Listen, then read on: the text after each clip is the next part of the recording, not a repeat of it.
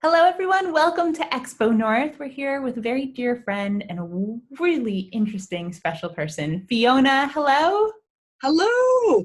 Delighted to be here. And actually, I'm really going to miss Expo North this year, so it's nice to be part of it in this way. I know, we will miss having you, but next year. And now we're meeting on this wonderful digital virtual space where you are.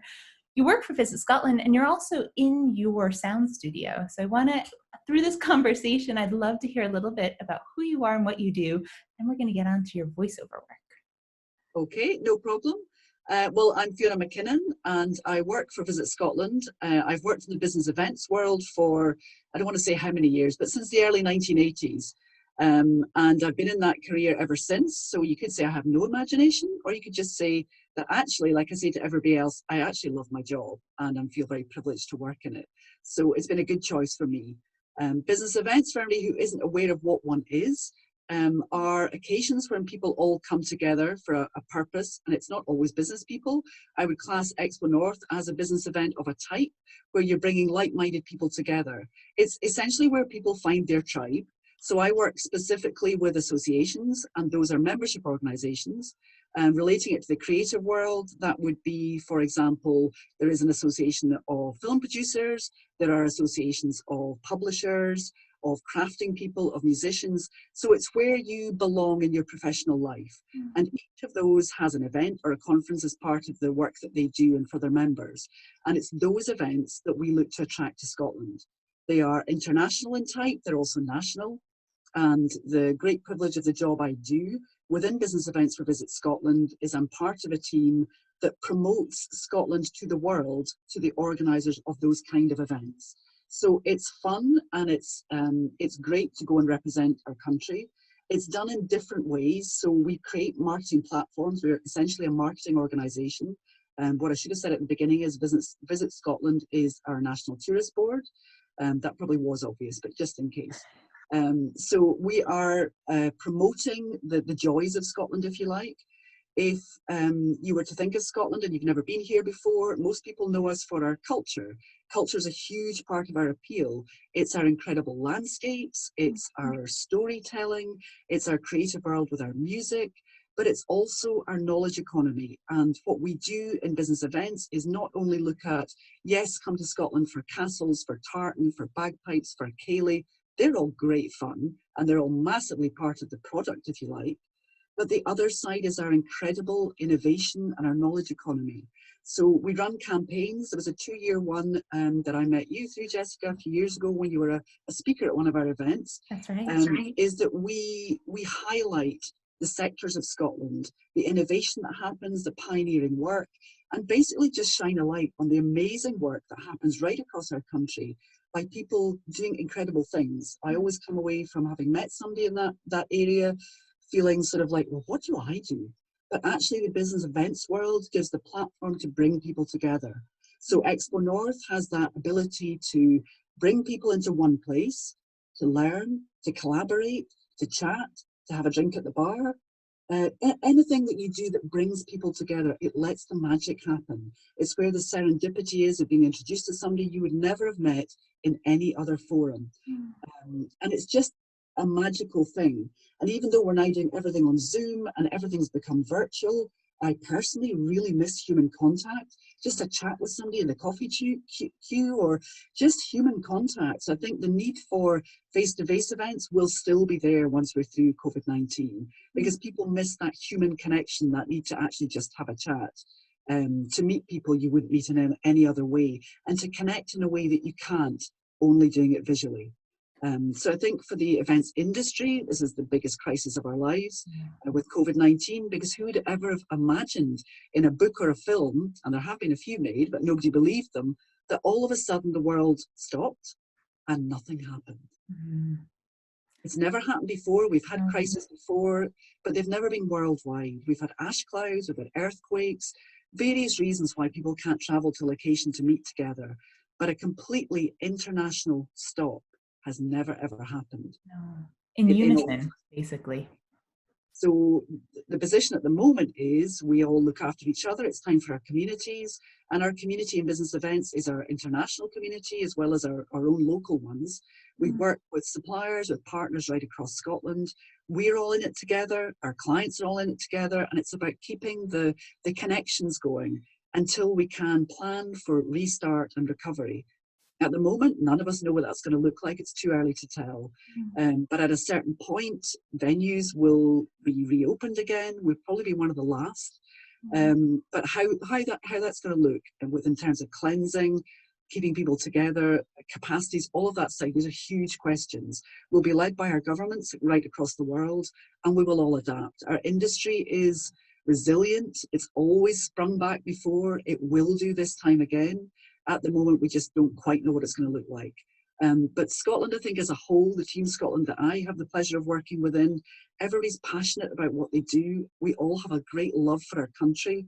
We love our visitors, and we can't wait to welcome them back.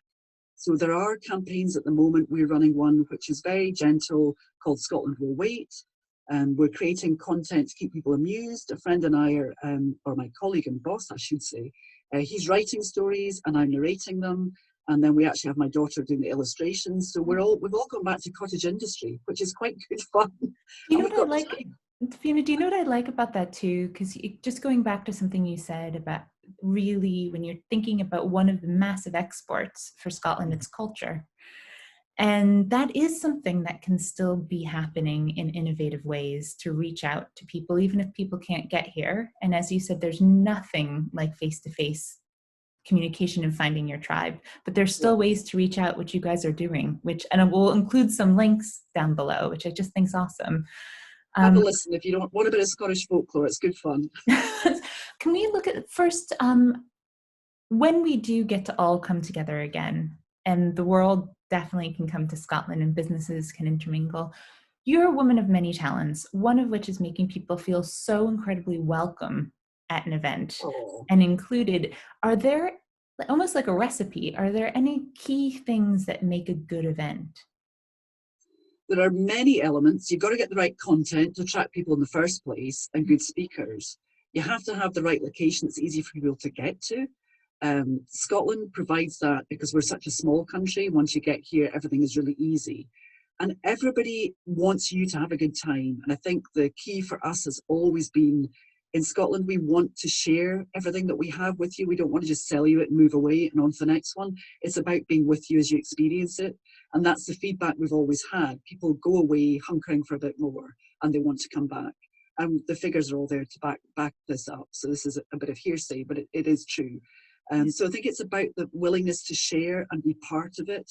To actually collaborate and partner with people rather than just what dates do you want, great, move on to the next one. It's about how can we make it better? And people are sometimes taken aback a bit when they get the question, so how can we work with you on this? And what do you need to know? Who do you need to be connected with? And that's what we do very well in Scotland.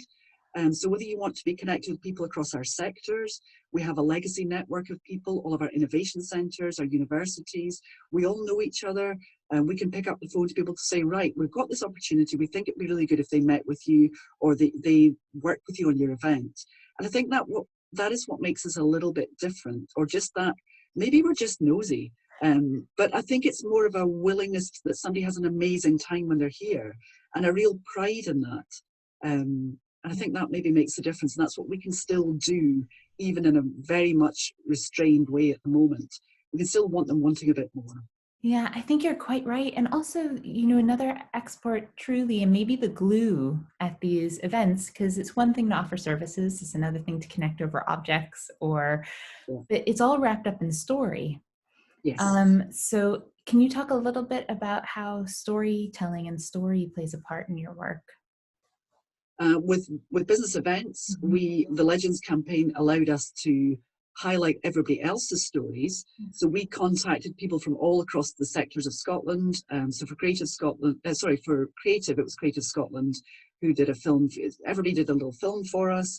Then we asked people for their own content in their own words, and we just put it all up under a platform, #Legends. It's all still there if you're interested in any particular sector of Scotland, whether it's life sciences, creative, whatever it might be, technology. And it allowed everyone to tell their own stories. So it wasn't overly scripted, and people would say, well, what do you want me to say? You tell your story. These are the parameters. It's to a business events audience. It's about them wanting to come here, maybe meet with you or your organization, or why the work you're doing might be of interest to them. But they were all given a brief to just tell their own story. And I think the little nuggets and little facts came out of that that people just didn't know. So things like, for example, Glasgow produces the most, oh, I've just forgotten the word. Can you Sorry, act it out? was that bit? Oh, Ready? What do they produce? satellites. Glasgow produces the most satellites of anywhere in the world out with the US. That's extraordinary. Who knew? So all these little nuggets came out, and it was just time not to be shy, to shout about what great achievements happen here. And it was a pleasure to tell those stories. When people hear story and storytelling, I think some knee-jerk reaction is that it's kind of a light, trendy thing. But really, it's actually very powerful because people remember information when it's wrapped in a story much better. And just as you demonstrated, it really shifts our own sense of identity. I didn't know that about Glasgow. What an amazing accomplishment. Yeah, it's incredible. And that you're so right. It's not, people don't remember loads of figures. They can find it out later, but they'll remember something about a story that they've connected with, or that was a bit of a wow moment. Oh, I didn't know that. And they'll always remember it. So it's about just finding the lines that will connect people to Scotland, but it's something interesting and something that they're interested in. We found works really well for us. And I think it just makes it a bit more fun. And we're actually a pretty fun nation, and we've always been a nation of storytellers. So why not tell the amazing stories of our country? Also, what people don't realize in terms of thinking about exports, in terms of an export, it's more socially acceptable to share a story than it is to list fact and figures. So there's just more interesting. It's way more interesting. There's more scope for travel. So I did mention at the very start of this how talented Fiona was, and it's because she is one of my favorite artists as well. So you lead almost a dual life as working for Visit Scotland and also a voiceover artist. So for folks at home who might recognize Fiona's voice because of some wonderful work she's been doing lately, Fiona, we're currently in your recording studio, aren't we? Yes, you're in half of it. There's usually a big sound curtain that comes across at the back to make it more of a booth. But yes, the microphone is just to my side, and you're seeing the acoustic panels. Makes it nice and warm. Now, does being also an artist give you a little bit more, a different kind of insight into the work you've been doing with Visit Scotland? I think it helps hone your communication skills, because essentially working as a voiceover artist is about having the ability to read something and understand it, and then deliver the message in the right way to the audience that it's intended for. You've not written the copy, so you're basically taking somebody else's work and working out what they mean and what's important, and then delivering that to the intended audience. And it's a great thing to do, and it's actually more about reading than speaking, because it's the ability to read well and interpret that's been great. So one, I think my favourite ones was, because we're all in lockdown and nobody can access studios anymore, home studios are currently the only way things can be recorded. So for a Visit Scotland piece, just at the beginning of lockdown, when we had to put out content, you can't market your country, people can't physically get here, but you need to keep a connection. So I worked as part of a content team within Visit Scotland, to record a film called Absence, which I think you're going to put the link up for, which is Absence Makes the Heart Grow Fonder. And we did it, everybody was working from home. So my colleague who pulled all the visuals together, all of the editing, me doing the voiceover at home, it was then knitted together, and it has literally gone global. It's been everywhere. NBC have played it a lot. And it just hit a feeling at the right moment. So it's about making that emotional connection, which is what's really important and very satisfying. The script was really clever, the visuals were really great, but my favorite bit of it was your voice. I thought your voice, when you talked about interpreting a script, your voice hit the right tone. There was, just like you, there was warmth to it. There was a bit of gravity. There was understanding. Your voice really, for people who are interested in voiceover work, we are going to include the video below, but really have a good look at that one. I feel like that's a masterclass in kind of how to do it. So, Fiona, there are a lot of people. there are a lot of people out there who are going to be interested in voiceover work. And as you said, people now can create, studios from home. Do you have any advice for folks who are just entering the kind of that world?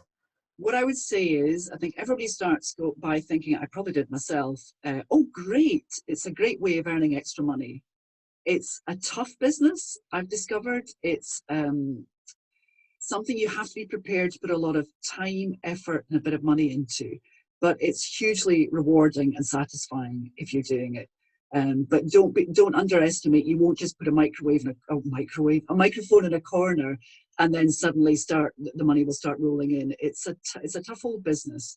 But my advice would be find your tribe within this business. That's what I've done.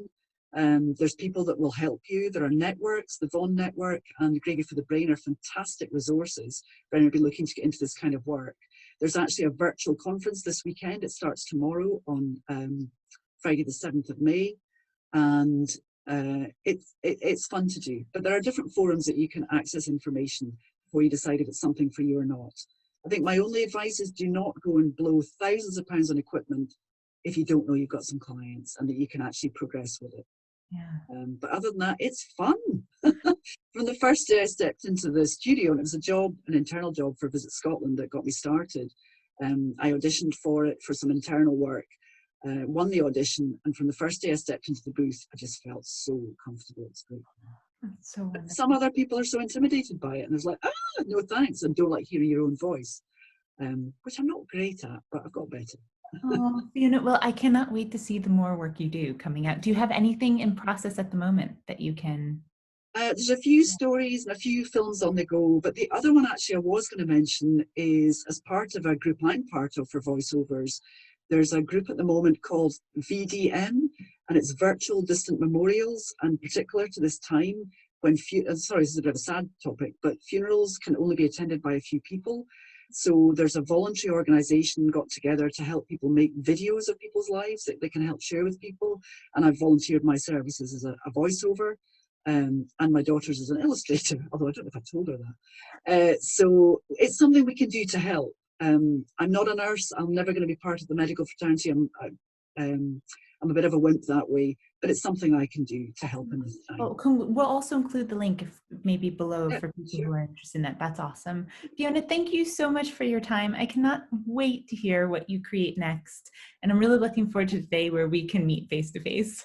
Oh, absolutely. Me too. Thank you so much for having me, and all the best to all at XpoNorth.